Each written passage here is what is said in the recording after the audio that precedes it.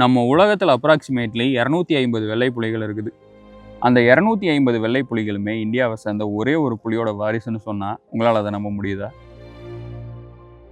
ஒரு இந்திய மகாராஜா பண்ண கேவலமான விஷயத்தினால தான் இன்னைக்கு உலகம் ஃபுல்லாக இருக்கிற ஜூக்களில் நம்மளால் வெள்ளை புலிகளை பார்க்க முடியுது.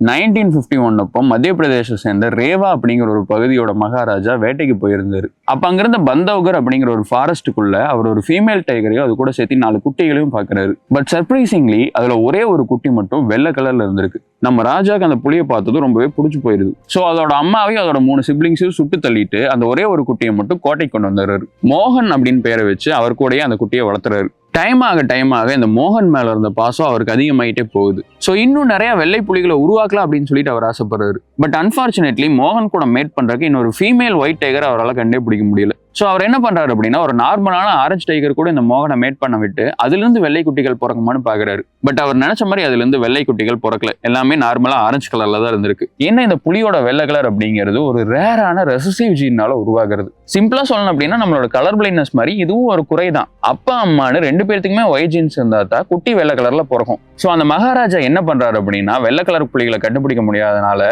மோகனை அதோட ஓன் குட்டிகள் கூட மேட் பண்ண விடுறாரு. மோகன் இதுக்கு முன்னாடி ஆரஞ்சு டைகர்ஸ் கூட மேட் பண்ணும்போது என்னதான் அதுல இருந்து ஆரஞ்சு குட்டிகள் பிறந்தாலும் அந்த குட்டிகளுக்குள்ள மோகனோட வெள்ளை ஜீன்ஸ் இருக்குது அல்லவா, அதனால மோகனோட ஓன் குட்டிகள் கூட மோகனை ரீப்ரொடியூஸ் பண்ண வைக்கிறாரு.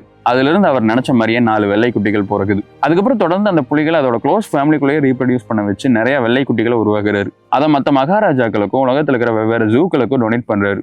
ஸோ இன்னைக்கு நீங்க உலகத்தில் இருக்கிற எந்த ஜூக்கு போயிட்டு அங்க ஒரு வெள்ளை புலியை பார்த்தீங்கன்னாலும் சரி, அது மோகன் அப்படிங்கிற ஒரே ஒரு புலினாலையும் ஒரு மகாராஜாவோட கேவலமான ஆசையினாலையும் உருவானதுன்னு சொல்லி புரிஞ்சுங்க. மேபி இந்த கதையெல்லாம் தெரியறதுக்கு முன்னாடி நான் போயிட்டு ஒரு வெள்ளை புலியை பார்த்திருந்தேன் அப்படின்னா வாவ் சூப்பரா இருக்குது, மெஜஸ்டிக்கா இருக்குது அப்படின்னு தான் யோசிச்சிருப்பேன். பட் ஒன்ஸ் இந்த கதையெல்லாம் தெரிஞ்சதுக்கு அப்புறமா எனக்கு அதுகளை பார்க்கும்போது பாவமா இருக்குது. நம்ம மனிதர்கள் எப்பவுமே நம்ம சுயநலத்துக்காக மற்ற மிருகங்களையும் மற்ற தாவரங்களையும் நம்ம இஷ்டத்துக்கு ஆட்டி வச்சுக்கிட்டு இருக்கிறோம்.